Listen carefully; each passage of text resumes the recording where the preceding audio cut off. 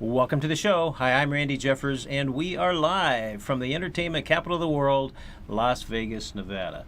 Well, we have with us celebrity chef Bryan-David Scott. Welcome, Bryan-David. It's great to have you here. Randy, great to be here. Thank you very much. Absolutely. And I understand you do a lot of things. You're a famous chef, and you also are one of the leading experts on coffee. Tell us about that. So, I was a single dad raising my three boys, Timothy, Gideon, and Noah, and we needed to do something very differently than me being a furniture broker because it just wasn't working. And I wanted a product that would sell every day, that Americans were very passionate about, that I was passionate about, and the only thing that made sense to me was coffee. And so I did a lot of research, did a feasibility study. We determined that at that point in Seattle it was only at 14% saturation. And I thought, if Seattle's only 14%, then this is a massive opportunity. And Wait a minute. Now, so Starbucks and all the coffee companies in the Northwest all things only have considered, 14%. That's at the worldwide. time, At yeah. the time. So that was at 2004. Uh-huh. And Wow. so 14%, which launched me into another feasibility study and a series of studies following to determine viability. And what I learned is there was, again, another great opportunity that people in America wanted a very high-end coffee and were quite willing to pay for it. And so like anything, when you jump in, you do as much research as you can. And I bought my first stock in coffee and Wow. began trading and selling and fell in love with it immediately. And I've continued to push the bar, and we are now ranked number one in the world. Our coffees are considered the top 0.1% in the world. My goodness. What I want to talk about you being a chef, and I know you're Sure. you're in Las Vegas now filming. We've got some exciting things to talk about with you, but the coffee is such an exciting subject. You know, everybody I know drinks coffee pretty much, and Sure. what makes coffee? I mean, I didn't know there were percentages. You know, what does the top 1% mean? So what that means is when you consider all coffees harvested in the countries that grow coffee, we're spending a substantial amount more to have green. And when we say that we want the top 0.1% of their crops, what that does is it gives us the absolute best. Companies like Starbucks cannot compete with us. Other great small brands cannot compete with us because we have tenure in the industry. We've got direct relationships with the growers. I've had clients that said, I want to go to where they're harvesting your coffee. And they went and they had an amazing time, and they were able to learn exactly what separates a luxury coffee from specialty coffee from commercial coffee. Yeah. And so a differentiation which you need to have a grip on. You know, the reality is the proof is in the cup. You know, there are so many ways to tell the caliber of coffee. When you're dealing with a certified 5-star 100-point coffee, it's obvious how different it is. Is it sort of like wine? You have to have a nose for it? Is that Very much Yeah. so. Yeah, in fact, you'll find when I do my coffee education and I teach people how to cup luxury coffee, the steps that you go through is no different than a master sommelier walking people doing wine tasting through that beautiful wine tasting. You're picking up on the aroma, you're picking up the taste, the finish, and everything in between. That's interesting. Now, Starbucks. Would you consider Starbucks as is it a specialty coffee or a commercial coffee? How? Starbucks definitely is far deep into the commercial end. It is impossible, Randy, to roast millions of pounds of coffee and then consider yourself specialty grade. Yeah. People need to know that only 20% of the coffee harvested worldwide is considered specialty grade. And so it is a fallacy that brands that large would try to consider themselves a specialty product. I guess that sort of makes sense. I guess, even people with the best of intentions, if you get to a certain size, you just can't find enough quality product, probably, right? Correct. It would be like somebody saying that Ferrari is mass producing cars, Yeah, or right. Bentley or a Rolls Royce. It's just not true. Wow. Now, how do you brand your coffee? Do you have a set brand, or are you using lots of brands?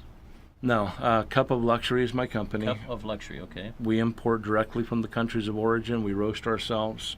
We're what is referred to in the industry as a roaster retailer. We only turn out a matter of several thousands of pounds per year. The average coffee company in America right now roasts several thousand pounds a day. Wow. Huge difference. Huge. And that's why we've got coffees that teeter from $300 up to $5,200 for a pound.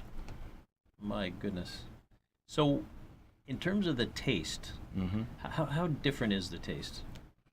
Now, by the way, Sure. it's probably like a lot of things. If you put cream or something in there, then that sort of negates some of those tastes, right? Actually, no. No? With a very high caliber coffee such as Cup of Luxury, you will find that when you introduce a heavy cream, the cream tends to accentuate the nuances. Really? Oh. So last night we were doing a private dinner at a local celebrity's home.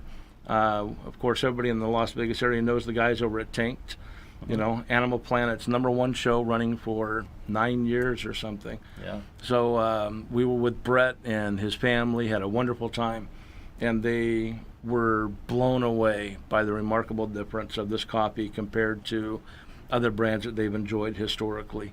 And when you add heavy cream to this particular coffee we were serving last night, you were able to really have a more richer experience with the dark chocolate, the vibrant summer berries. Even they commented it tastes like a little caramel on the background and the finish.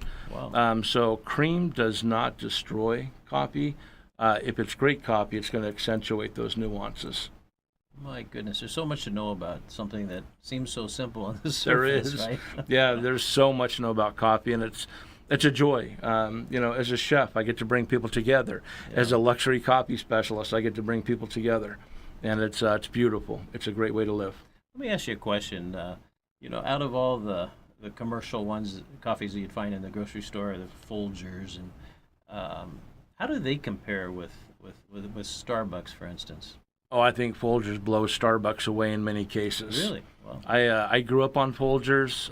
To this day, once a year at Christmas, I drive my wife crazy. I pick up a can of Folgers. They do it right. They're consistent. Their roast profile remains remarkably consistent. If I were to ever get out of this game and want to represent a large brand, I would choose Folgers easily. Wow. Well, that's good to know. Now, let me ask you this about K-Cups, because K-Cups are the rage. Everybody has them. I have them at home. I have them in my office. And they're convenient, obviously. Very and convenient. You can try all different kinds. You don't have to waste a pot of it, right? Does that change the flavor? Is it have Of an course it impact? does, because you're dealing with fast. You're looking for convenience, and it is indisputable that the Keurig cups have revolutionized coffee for people. For those very reasons that you had mentioned, it's convenient. But in order for us to deliver what people around the world really are looking for, several years ago they came out with the individual screens where you can add your favorite brand of coffee. And so I'm very proud that we're part of that, And again, although the water comes through that basket quite rapidly, when you taste our coffee compared to other K-Cups, there is, again, such a incredible difference in terms of the mouthfeel, the aroma, the flavor, the finishes. It's just, you're going to have an experience that is unparalleled. My goodness. So if you were going to make the best, use the #1 coffee in the world, and if to actually get it to a point to drink, how long does that take? Well, if you're talking about in a K-Cup, Well, no, how would you do it? If you just French want to press all the way. I Okay. advocate. People, you owe it to yourself to enjoy your coffee. Keurig cup, in my opinion, is not the way to go. You owe it to yourself, whether you're a professional that's on the go constantly. You can afford to take 5 minutes and brew coffee in a French press. There's a reason that we're successful. We've worked smart. We've worked hard. I feel that professionals, we owe it to ourselves to have the best coffee and to give it the respect that it's due. Take that extra 5 to 6 minutes every day, French press your coffee, and own the morning instead of letting the morning owning you. Oh, I like, well said. So let's do a little commercial for your coffee. If somebody out there is watching right now, they say, I got to try that. I just have to have that like right away. Where do you go to get some? So they can go to Bryan-David-Scott.com. Please remember it's Brian with a Y, Bryan-David-Scott.com. And I just learned about an hour ago we're having some technical difficulty. The main coffee website is cupofluxury.com, cupofluxury.com. I promise by midnight tonight, any of the technical difficulties will be remedied. Good. All right. Cupofluxury.com. Oh, and so you can buy it on either side. Either If you go to the Bryan-David Scott route, it's going to route you directly to Cup of Luxury. So okay, well that's a good segue. So if we go to the Bryan-David-Scott.com website, then we're going to find out about all these other cool things that you do. Absolutely. Right? One being a celebrity chef. Tell us about that. What a ride. Yeah.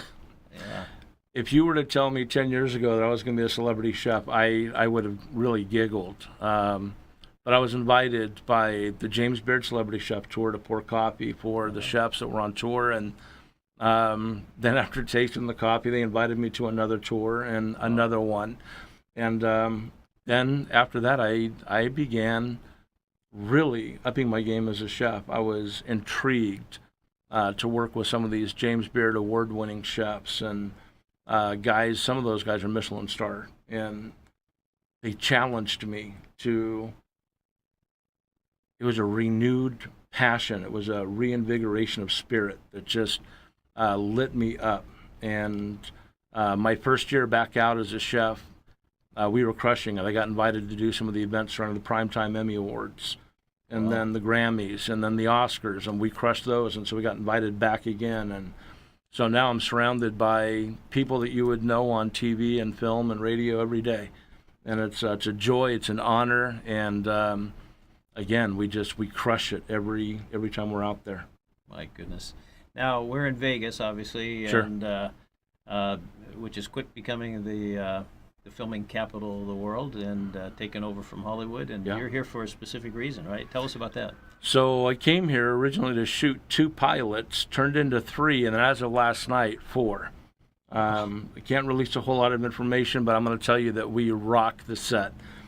We get celebrities out there to just be themselves, and when they taste the food, they'll tell you that it's unlike anything that they've ever experienced. And of course, when I serve the coffee, the cameras are up close, and you should see the facial responses. There are people that are stunned. They try talking, and they just can't. It is a true phenomenon. So you build all of your chefisms around the coffee, right? Yeah, they call me the coffee chef because I do some really radical things. Because it's such a perfect coffee, there's an absence of any bitterness, any acidity. I do crazy things like I'll smoke the coffee. We'll take it, we'll put it into the smoker. I'll bring it to a very, very high profile, and then I'll introduce Brazilian sea salt. A lot of the times I'll do a Persian blue salt. I'll take Japanese shishito peppers, we'll sun dry them, crush them, and then we put them into the oven and get them really crispy, and we introduce that into my rubs. The flavor profile is getting the attention of world-class chefs, and it's, again, like I said, it's been a ride. It's been a real honor to be able to cook for the people I have. Well, it's amazing here in Las Vegas. If you go down on the Strip, you'll see chefs on the side of the building. They'll be 50 stories tall, a big picture of them on the outside, right? Yeah. Where it used to be, it was the singers, the entertainers. Yeah. And now you see it's chefs everywhere. Yeah. They're bigger than life here. They call me a rock star chef, Yeah. and at first I didn't understand that, but I sure do now. It's I made a promise to my wife, my kids, and to my fans that I would use my platform as a celebrity chef to help our veterans and to help people in general. I have a real heart for kids and for families. Yeah. And so I've been very true to that promise. The guys from Strike Squadron, aka Top Gun, are getting ready to fly in to do their annual training with the guys down here, and loaded them up with the world's best coffee. Wow. I have the honor of cooking for them, as well as literally thousands of guys around the world, that come to Sonoma or LA or here in Las Vegas. whatever I can do to be a blessing to our veterans and to other people, including up-and-coming chefs, giving them shots to work in the kitchen with me and mentor them and encourage them. And so many chefs, Randy, they fall into a rut and they just do the same old thing every day, and they hate it. And we're called culinary artists. Yeah. You know, we should be able to take a regular type of food and rock it in such a way that your personality, your fingerprints are all over it. And the guys are missing that, man. And I don't. I will. You can give me the same 10 ingredients every day, and every day I will turn that around 2 and 3 different times and make it into something different every single time. My goodness. That's the value of vision. That's the value of passion. Yeah. I love it when people are passionate about it. Doesn't matter what it is, as long as they have passion. I just love that. Yeah. Now, you mentioned rubs. You're using your coffee, the world's greatest coffee, in some of the rubs. Now, what can you do with coffee besides just drinking? So people that are not a chef or in the world of coffee may not understand that coffee by nature is what we would refer to in the food industry as a natural modifier. In other words, David was with me last evening. I prepared this really beautiful grilled citrus bread, and I created 2 options for them. For people that enjoy spicy, I created a chipotle with creme fraiche, and then we dropped in fresh red and yellow peppers with some cilantro. Beautiful heat. The citrus comes through pronounced on the palate. And then I did another one that's Mediterranean. So I took feta cheese, some Mediterranean spices, again, some red and yellow pepper, the cilantro. But then you introduce fresh squeezed Meyer lemon juice and Brazilian sea salt. I had everybody take a bite of whatever they preferred, and then I said to those that would like to, I sprinkled just a dusting of the smoked espresso rub over their bread, and eyes were closed and people were just melting, and they just said, "Chef, this is some of the best food I've ever had in my entire life." My goodness. I don't know about you, but I am getting hungry right now just thinking about this.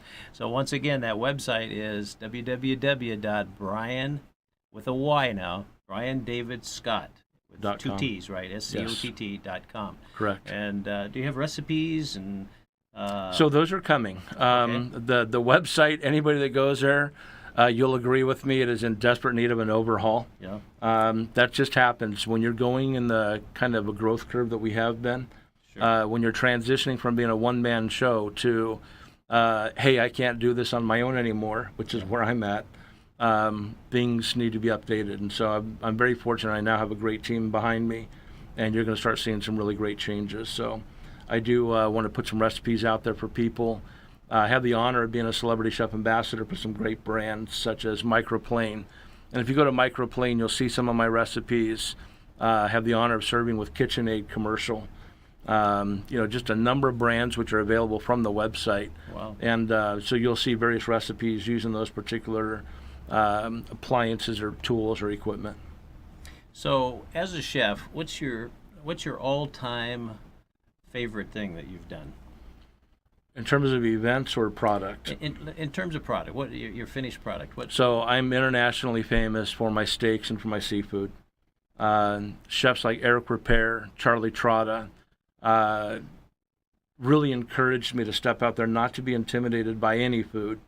Anybody that has ever wanted to master seafood understands it's intimidating because if you're passionate, you care about what the dining experience is going to be ultimately. Yeah.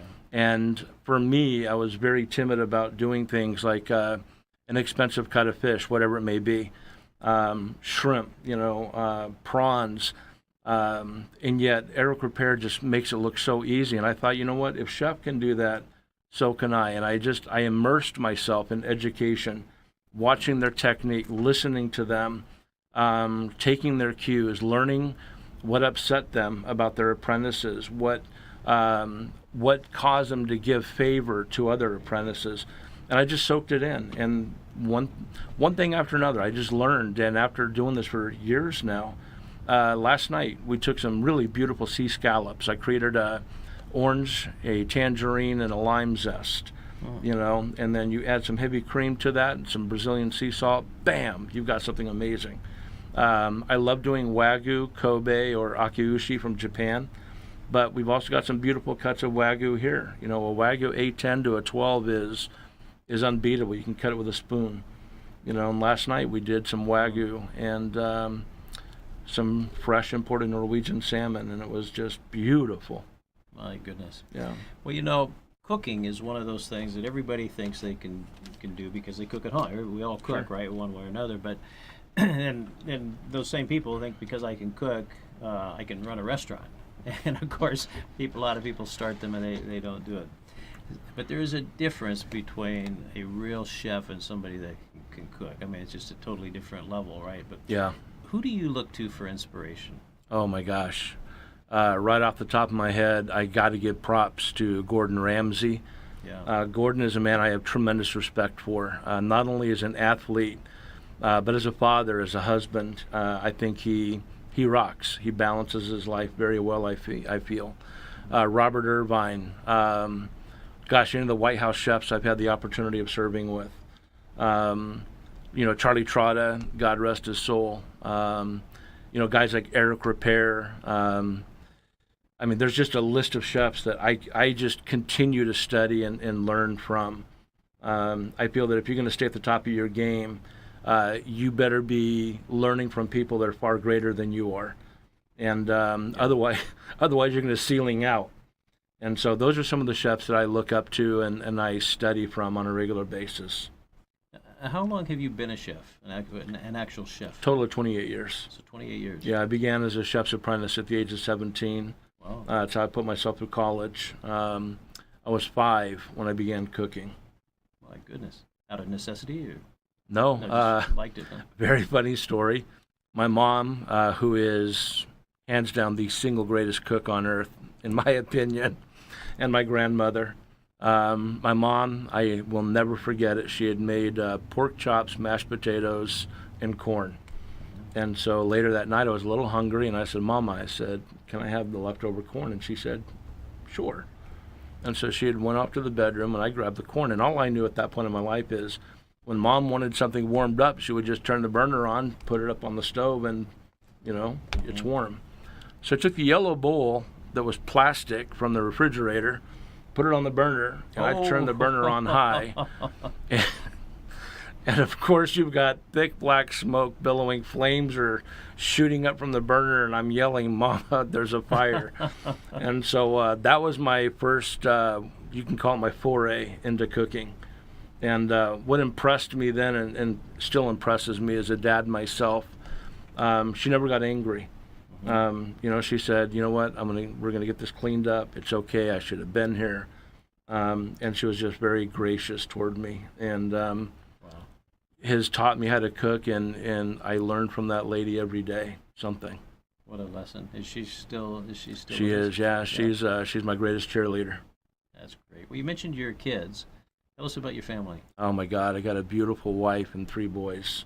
Amy and I are celebrating our 6th anniversary this year in June. Tim is 23, doing very well, rocking Seattle. Gideon and Noah. Gideon's now 16, Noah's 15. The boys have grown up in the world of coffee. I've got pictures of them in the summertime in their diapers, hustling coffee with coffee on their noses and on their fingertips. They're amazing kids. Definitely culinary artists, each of them. Really? Wow. Timothy's won culinary awards. Wow. And Noah is coming along. Both Gideon and Noah are very proficient junior chefs. Wow. Now, have you ever owned a restaurant, started a restaurant? Or? Interesting you ask. I have avoided doing brick and mortar because I've enjoyed the freedom of being out on tour. Mm-hmm. The reality is I feel for me to reach the level of success that I'm driving this brand toward, it necessitates having brick and mortar.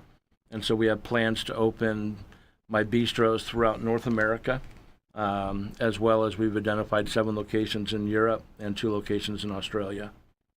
So what's a Bryan-David Scott bistro going to look like? What would Very, you expect there? You can expect to walk in and find a very rustic but refined location.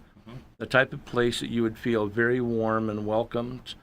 We're talking like aged barnwood floors, polished brass, copper, and nickel, beautiful ambiance, great music. It's important to me that we, again, immerse ourselves in the local culture wherever we go. So there will be the one common thread, which will be the quality. But, New York is going to look different than Paris. But no matter where you go to a Bryan-David Scott bistro, you know that you're going to have an amazing dining experience with exquisite coffee, and that you're going to walk out of there feeling like $1,000,000. Now, a place like Las Vegas, which has people from all over the world, every corner you could think of comes here. What would, if you were to immerse in the local foods, what would that look like? So we're doing it. I've done a number of dinners here, and what I do in my pop-ups is precisely what you would find in my bistros. You're going to find me engaging you personally. You're going to find me entertaining you and your guests personally. You're going to find that I will tailor whatever it is that you want to your taste. If I bring out, or my staff brings out, an amuse-bouche or an appetizer, and you come up with, hey chef, if I had just a little bit more heat on there, or if I can get a little more smoky, peppery, you're going to find me saying, I got you, and I'm going to bring it right back. I'm going to deliver exactly what you want. That's what I'm able to offer that I think most chefs are not. I'll be honest, Randy, I was appalled to find out a Las Vegas chef, a guest had asked them to prepare something a certain way, and the chef said, no, you do it my way or leave. And I just thought, that is the epitome of arrogance to me. We are there to give our guests the experience that they want. And I feel a responsibility as an entertainer, as their chef. You're coming to my home. I'm inviting you in. I want to make sure that you've got the biggest smile and you feel the warmest and the most welcomed that you can. And that's what I'm bringing into Las Vegas. I'm very, very proud that Las Vegas is going to be our home away from home. I love what you just said. That is so amazing. I think a lot of people that own restaurants, I think it's pretty easily to get arrogant and have a big ego, and I really just start thinking that it really is my way. And I just love what you said. That's so different, because I think most people do it the way you described. Yeah, they're really different. I think a lot of it is probably driven from insecurity. Yeah. Chefs are many times really ego driven. I'll say that we all love when people enjoy our food. Yeah. But I think what separates world-class chefs from those that are, good chefs is we can be very versatile, very nimble, very quickly. I had a woman last night say, that's good, but, I would like a little bit spicier. On the fly, within 30 seconds, she had exactly what it was that she wanted, and she just was so delighted, and I feel that chefs, again, I had mentioned earlier, they kind of get into a rut. They find what they're good at, what they're comfortable with, what historically has made people happy, right, and they're afraid to deviate from that. And to me, you've got to have guts in this industry. You've got to be willing to take risks. I laugh when people say, hey, I'm willing to dine with you in your test kitchen. There's a reason it's called the test kitchen. There have been many times people thought, what did I get myself into? But you really, ultimately, Randy, as I said already, we are there to delight and to elevate our guest dining experience. And so I look for that opportunity. In a lot of restaurants, especially in Europe, the very best seat, of course, is in the kitchen. Right? Chef's table. And do you anticipate doing something similar? Absolutely. It was just this morning I was being interviewed, and they said, will you have a chef's seat or a chef's table? And absolutely I will. That's fabulous. So when can we expect to have this new culinary masterpiece here in Las Vegas? So I've got David, my project manager, easily one of my best friends on earth. He helps manage my schedule for Las Vegas. We're introducing the Bryan-David Scott luxury espresso or coffee bar, as well as my own kitchen design, which I come into your home and consult and bring you a Bryan-David Scott kitchen. And then, of course, the guys that are on Animal Planet's Tanked, as well as some other great talent working with me. So we're looking about 3 weeks out for people to have a Bryan-David Scott experience. Well, let me ask you this. I know probably most people are thinking what I'm thinking. Sure, the movie stars can do this because they have unlimited amounts of money. And people that own huge businesses that don't have to worry about money. But is this affordable for a regular family? At least maybe to try it on a special occasion. I believe so. Yeah. As long as you catch me while I'm in town. Obviously when you're talking about flying me in for a special occasion, it's going to get costly. Yeah. But I think people are delightfully surprised. I can do something for right around the $250 to $275 range. Wow. Where I actually come to your home. It's called Date Night In with Chef. And I come to your home or your office, and it's designed for 2 people. Uh-huh. And we cook together, and we have a great time. And, I bring my knives and my gear, and I'm usually in and out of there within a couple of hours, and you've had an amazing time with me. So let's say if 2 or 3 or 4 couples maybe wanted to get together and you'd be open to doing something like that? Absolutely. Okay, and then who does the shopping? Would you participate, or do you give Sure. them what to do? So there's 2 ways to do it. The best way is to have me go select what I want. I pay for it, and then they pay the price plus the cost of the goods. Uh-huh. Okay. My goodness, that's amazing. It's a lot of fun. You get Yeah. 3 or 4 couples with me, and you're going to have a rocking time. It sounds like just a blast. So once again, now that website is Brian with a Y now, BryanDavidScott.com. And you can go there, and all the contact information, I assume, is there, and they can schedule you. They can. Yeah. And I'll tell people, I'm a husband, I'm a dad. I'm very accessible. It may take me some time to get back to people, but my commitment to my fans is, if you write to me, I'm going to write back personally. If you call me, if I don't answer, I will get back with you. I think it's important that people know I'm down to earth, I'm easy to reach, and yeah, I want to keep it real with people. Absolutely. So what does the next 4, 5, 6 years look like for you? What do you think is going to happen if we were there and looking back? Sure. So I am definitely on a quest to build an empire. Yeah. I do not want a small business. I want to be recognized globally as an icon. One, to be encouraging. I have my own podcast. It's Caffeinated Motivation, and I call it it's the hottest power podcast on air. A daily quad shot of encouragement, inspiration, and motivation. I want to be one of those business leaders worldwide that will walk with people and tell them that if you can dream it, you can do it. Perhaps in another show, I can actually explain to people where I came from. When I started this brand, we started with absolutely nothing. In fact, we were upside down. And I told my 3 little boys at the time that they're going to watch their dad go from a no name in the world to being an icon. And so where do I see myself 5 years from now? We're going to be on the very top. We're going to have one of the most iconic brands in the world. And we're going to be known for being the very best in quality, service, hospitality, and rocking. Oh man, that's so exciting. So exciting. Now just remember you're on our show now, so whenever you don't forget us now. I'm not going to forget. Like I said, I believe in being humble and being kind. Yes, I can certainly sense that. Absolutely. What an exciting venture you're on. You're just nothing but wonderful times ahead, it sounds like. It's amazing to me. I've said a number of times in the studio that it's been a ride, but a couple of days ago I found out I'm one of the celebrity chefs that has been invited to participate in this year's Après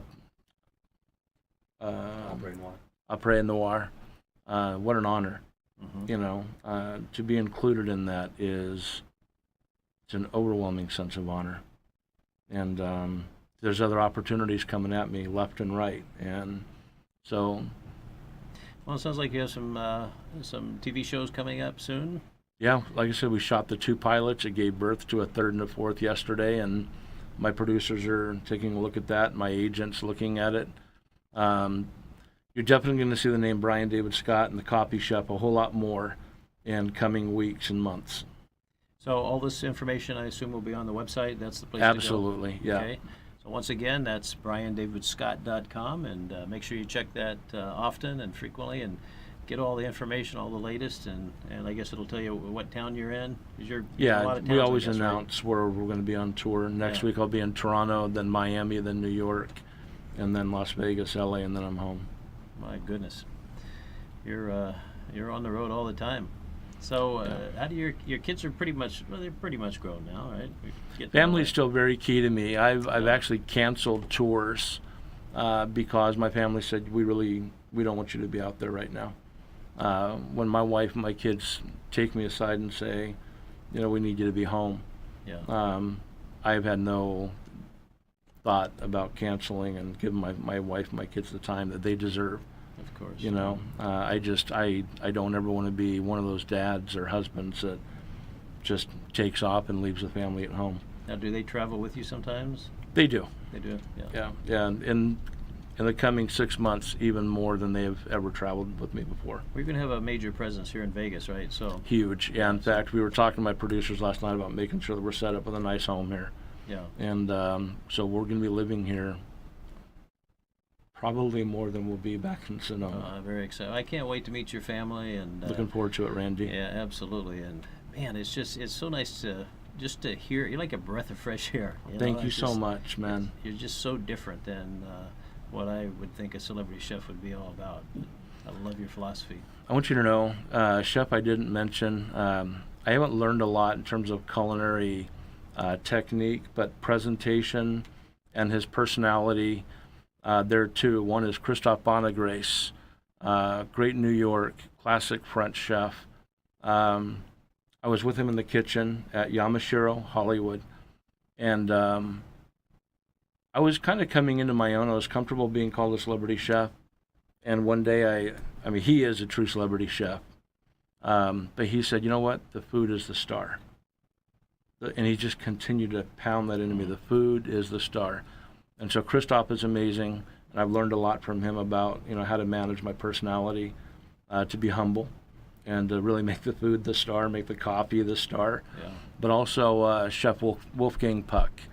Again, not so much technique, but his presentation, the team that surrounds him, how gracious he is.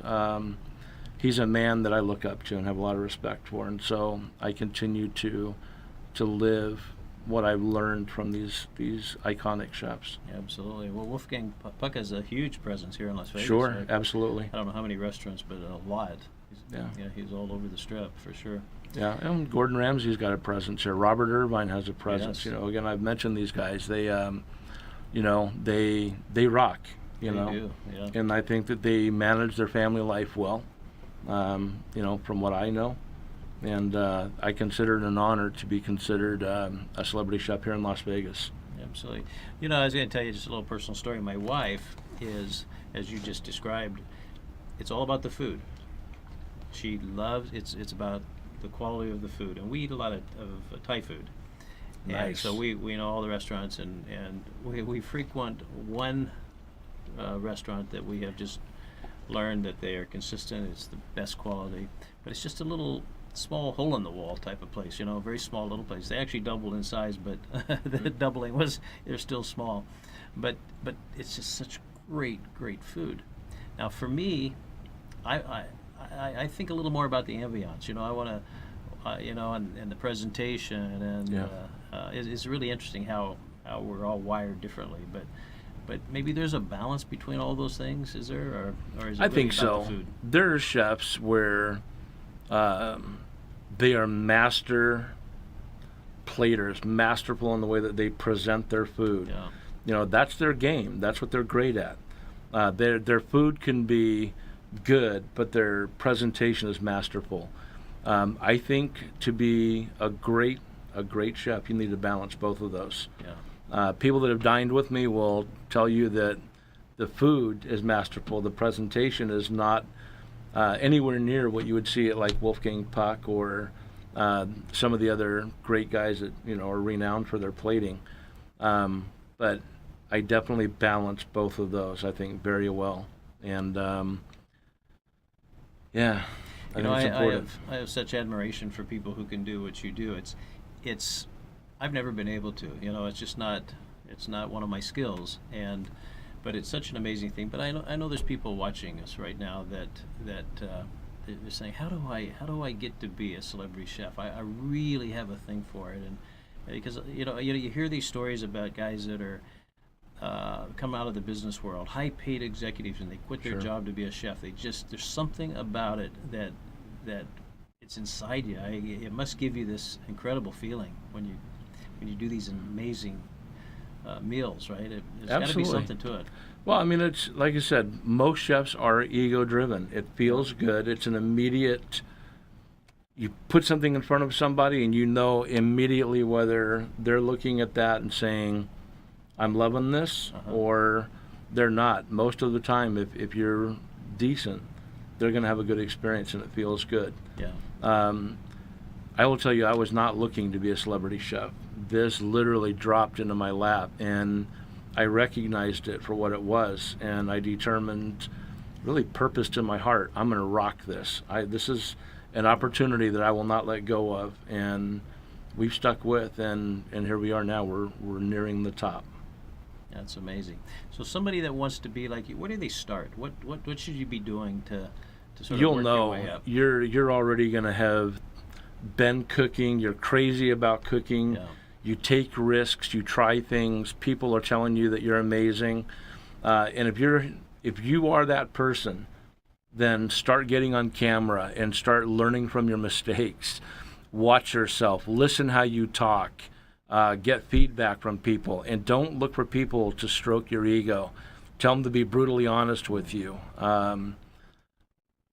because your best friends are going to be honest, and they'll tell you, yeah, this you missed the mark on, or this you do very well.